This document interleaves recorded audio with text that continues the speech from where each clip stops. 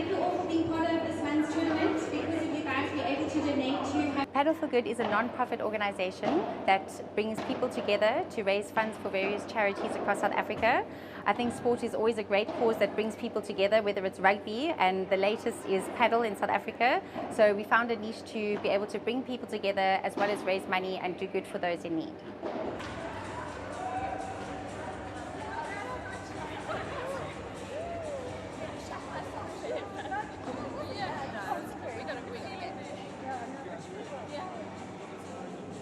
First place wins prizes the value of 4,860 Rand each. Well done. Feeling amazing. I think it's my second or third win and 2 seconds. It's amazing. The charity Padel for Good is amazing, like always. The people are organizing is amazing. It's always a pleasure to play and support the charity.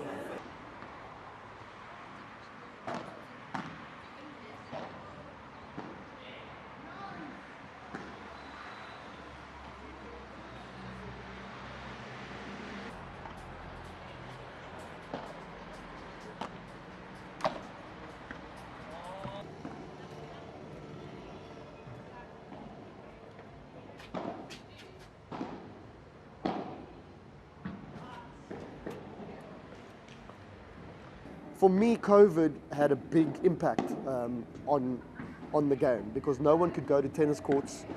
You weren't allowed to go to squash courts because you had to stay indoors. What you were allowed to do was you were allowed to go to a gym for a very short period in the morning or in the evening. And the Bay Hotel had an indoor court that Africa Padel built, and they of course had a gym license. So anybody that wanted to play a racket sport would flock obviously into the Bay Hotel. And that then really boosted this thing. All right, here we go. Check that grip. Rotate and compact. Great stuff. Good. Get low. Oh, what a pickup. That's the one. Okay, last one.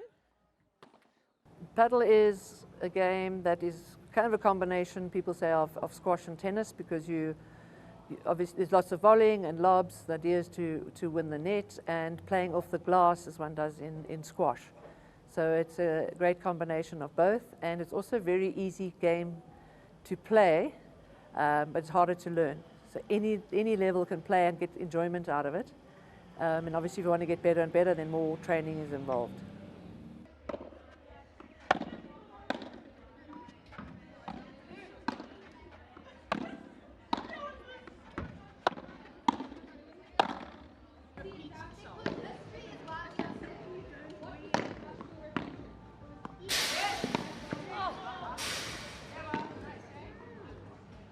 I think what I love the most about Padel is that it's a great workout and it's incredibly social, and the best part is that we get to do both at the same time. And everything in the sport is about being sideways, okay? So it's take your paddle back with both hands and then release, okay? Paddle back there and release. So whatever shot you play is going to be sideways. Your forehand was great, so your backhand, we're just going to practice getting a little bit more side on.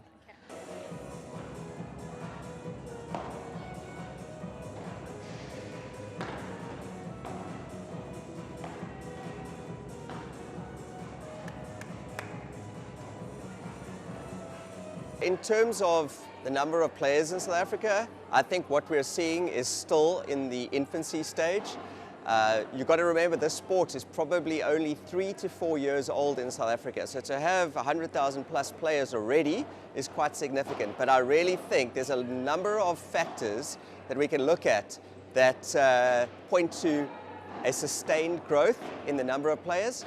A couple of those things. First of all, I think the number of clubs that there are and where those clubs are located is important.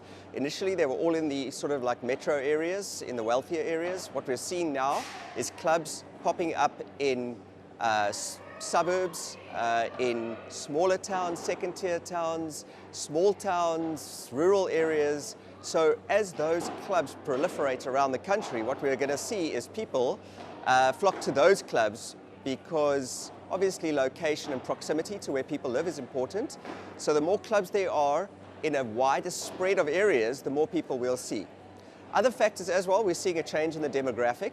From an income perspective, we're seeing instead of just wealthier South Africans playing, we're seeing a much broader sort of socio-economic range of people.